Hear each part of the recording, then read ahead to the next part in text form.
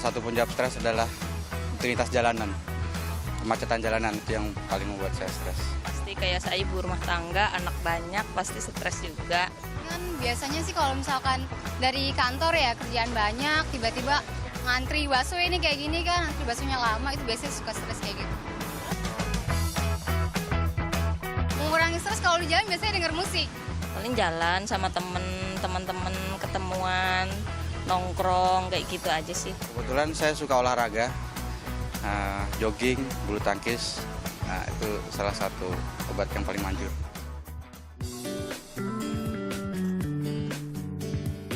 Satu lagi cara hilangkan stres, mewarnai.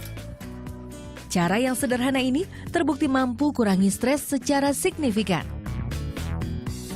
Karena waktu ketika kita melukis kembali atau membuat gambar-gambar kembali atau membuat lukisan dalam bentuk warna-warna, ada beberapa hal yang bisa melepaskan stres. Karena apa? Satu, kita tidak diburu-buru waktu. Ya, mau kapan selesainya, mau sekarang selesainya, kita nggak diburu-buru waktu. Kalau dulu itu kan biasanya melukis itu dikejar waktu. Yang kedua itu karena kita tidak perlu harus mengikuti aturan. Ya, biasanya kan dulu itu kan yang namanya pohon itu kan mesti gambarnya mesti hijau, mesti batangnya mesti coklat. Nah, ini sekarang nggak ada. Lantas kemudian yang berikutnya juga kita nggak perlu mempertontonkan kepada siapapun. Jadi be yourself. Nah, karena itulah sebenarnya kenapa yang namanya menggambar itu sebenarnya bisa mengungkapkan diri kita, stres kita. Sayang, seiring usia kegiatan ini perlahan ditinggalkan. Kurangnya media mewarnai yang sesuai dengan usia membuat kegiatan mewarnai kurang menarik, terutama bagi orang dewasa.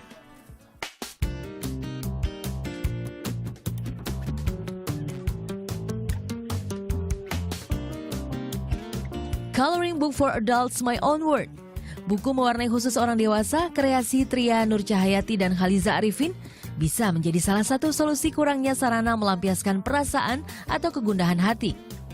Meski baru diluncurkan akhir Juni lalu, tak kurang 1.000 eksemplar edisi pertama telah terjual. Berdasar pengalaman pribadi, buku mewarnai ini Tria susun. Saya memang sejak dari SMA itu sangat-sangat suka dengan mewarnai. Nah, kebiasaan itu terus berlanjut sampai saya masuk ke dunia kerja. Jadi ketika dunia kerja saya jenuh, bosen atau apa gitu, saya biasanya mencatat di catatan-catatan meeting itu pasti ada hiasan-hiasan untuk mewarnai gitu kan. Nah, terus ya karena ketemu penerbit, terus ketemu dengan Mbak Lisa yang notabene-nya adalah desain grafis, akhirnya ayo kita bareng-bareng nyusun buku mewarnai ini gitu. Buku mewarnai untuk orang dewasa dan anak-anak tentu berbeda. Tria yang bertugas memilih dan menyusun gambar harus paham benar akan hal ini. Yang jelas dari sisi kerumitan ya, sudah pasti kerumitan. Kalau untuk orang dewasa biasanya buku mewarnainya itu lebih cenderung banyak detail.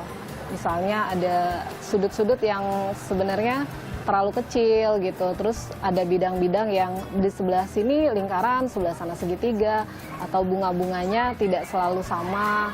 Nah, kalau untuk anak-anak biasanya kan dia ruang untuk mewarnainya itu lebih luas. Karena biasanya anak-anak kan kalau mewarnai itu keluar garis gitu kan. Jadi ruangnya lebih diberikan lebih luas gitu. Nah, sementara Lisa, sang penggambar, harus mencari ide gambar-gambar yang pas untuk diwarnai orang dewasa dan mengembangkannya menjadi gambar yang unik, menantang, dan orisinal. Pertama drawing coret-coret aja sih. Sama lihat majalah juga, sama lihat di internet. Di internet banyak banget gitu karya-karya yang bagus-bagus gitu kan.